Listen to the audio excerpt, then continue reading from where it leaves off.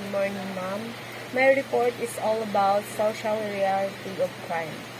So ngayon, isa-isahin natin kung anong ibig sabihin ng social reality and crime. Punta tayo sa social. Social relating to or characteristic of experience, behavior, and interaction of persons forming groups. So when we say social, ito ay isang interaction na nag-interact sa isang tao para makakumit ng crime.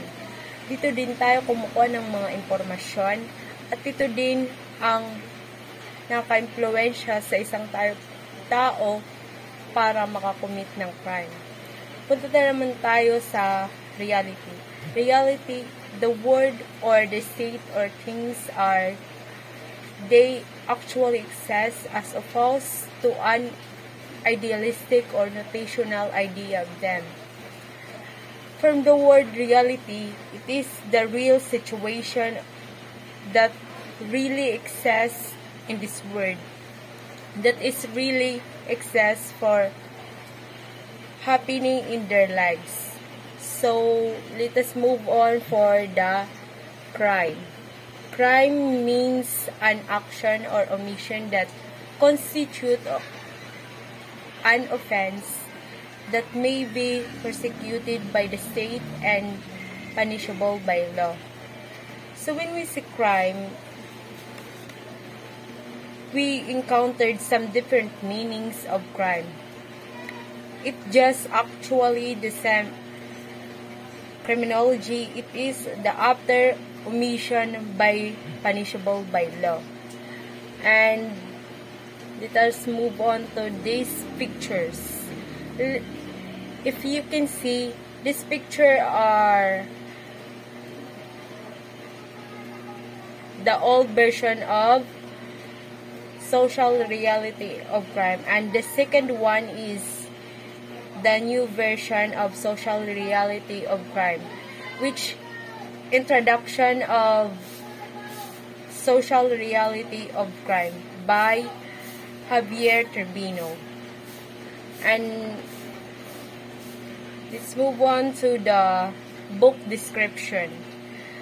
Research Queenie, the social reality of crime remains to eloquate an important statement of crime, law, and justice. At the same time of this appearance in 1970, Queenie theory not only liberated the fields from recitation and practices of the police, court, and correction.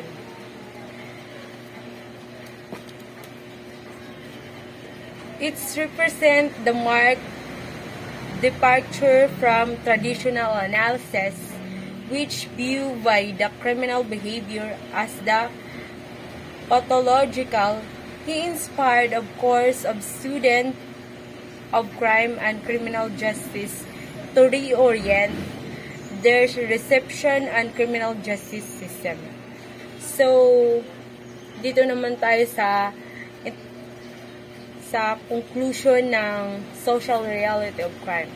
Social reality of crime sweep to the criminological community and motivate the entire generation of researchers to question definitions and crime and levels of criminality. This book popularity quickly turns Queenie into the criminologist win an international reputation. In the intergeneration, this book motivates some research and researcher to do some study relation to the definition of crimes and criminal liability. Because of this book popularities, and many universities use these books for references. And let us move on for the who is the founder of social reality of crime. Sino nga ba ang founder ng social reality of crime? So, let's see. Ang founder ng social reality of crime kundi ay si Research Queenie. Research Queenie born in May 16, 1934. American philosopher and criminologist known for his critical philosophical approach to the criminal justice research. Research Queenie is also the one of the most cited author in social sciences as the key figure of development of critical criminologists in 90s, 80s, and 90s. Hindi lang social reality of crime ang naisulat niya at naiambag, kundi marami pang iba at marami pang iba siyang nakuwang award sa mga nasulat niyang libro. Punta naman tayo sa Reflection Theory of Crime from the Construction of Deviance. The paper described the theory of social reality of crime, which involves factors and compose crimes social reality, including the application of criminal law, the behavior patterns for those who are defined as criminal, and the construction of ideology of crime. So, the conflict theory of crime is also described the social reality of crime which is actually involved. The social reality of crime, criminals and behavior patterns can help the PNP personnel to be better determine who is the criminal and why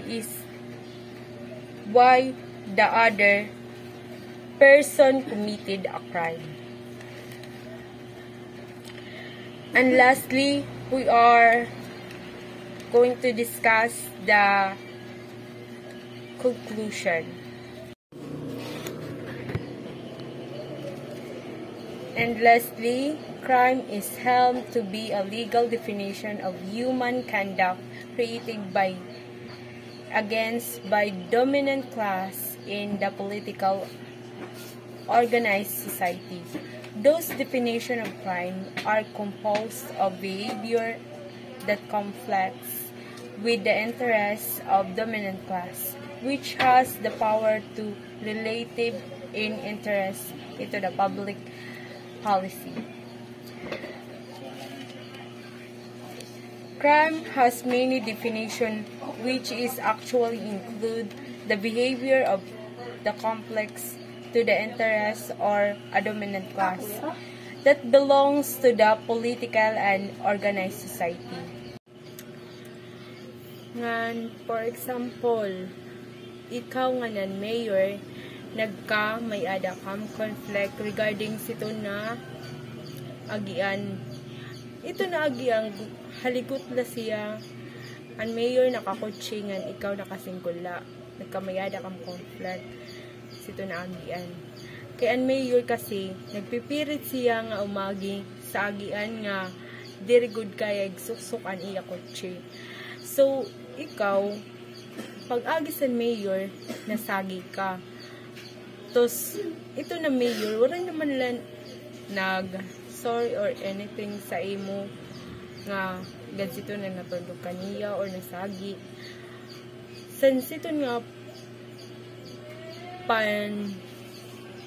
panhitabo, mas dako pa ang buot sa mayor nga nakasagi sa imo na siya mangkuntaan sala, wala naman lang siya nag-sorry or kuan. Tapos pagka kinabuwasan siton, may dasab iya sa iyo family member nga ging papusil sa mayor. Tos ito nga panhitabo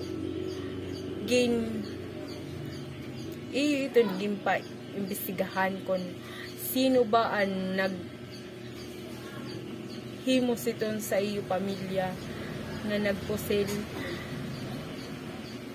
Pero ikaw mismo na sa imo kalugaringon, maaram ka kung sino ang nagpusil siton sa iyo o sa iyo member sa iyo pamilya.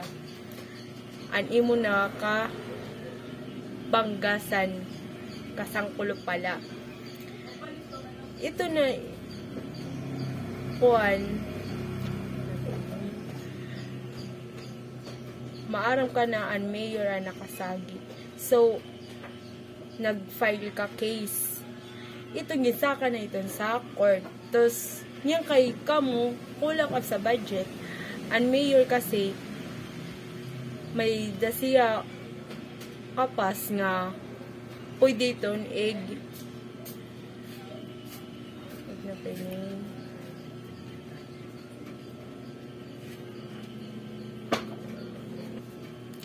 Ang mayor kasi, pwede pa ito niya ipa-dismiss nga kaso kay siya, may dasiya, kapas nga pa-dismiss ang kaso kay tungod kay damuan iya sugad. Kamo nga, waray good. Diri ka makakakuan sa kaso. Diri niyo masasaka ang kaso kay tungod siton nga may kapas ang mayor. So, sugad siton ang conflict theory. That's all. Thank you.